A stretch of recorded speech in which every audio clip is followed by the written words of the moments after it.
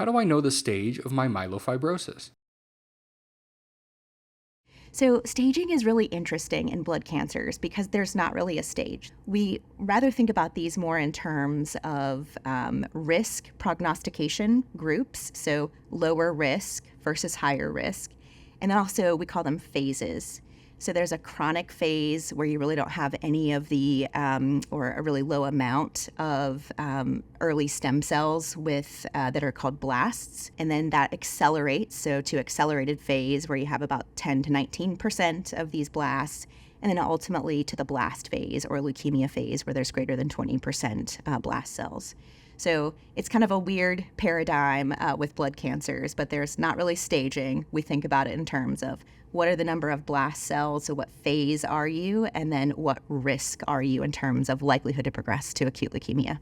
We typically will utilize scoring systems and use a variety of patient factors such as blood cell counts, mutational factors, and other patient-specific characteristics such as age to determine a risk score for each patient. So multiple different scoring systems, they all use different things.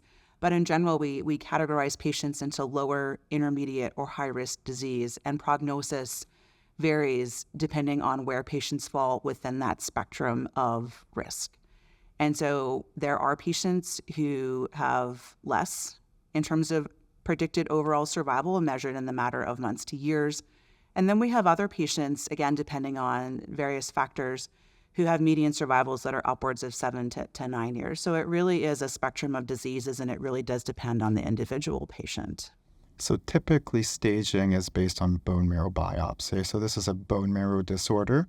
So you really can get the diagnosis and all the information from a bone marrow biopsy. In the bone marrow biopsy, we see degree of fibrosis that a pathologist gives us information about, and that typically ranges from MF1, 2 to 3, 3 being the most severe, indicating that there's a lot of background scarring or this fibrosis. Other factors that lead into how a clinician would treat a patient is they're having a lot of symptoms, if they have some of these abnormal cells within their peripheral blood called blasts, if they're transfusion dependent for red blood cells or platelets, and also some of these abnormal mutations that we pick up in the bone marrow.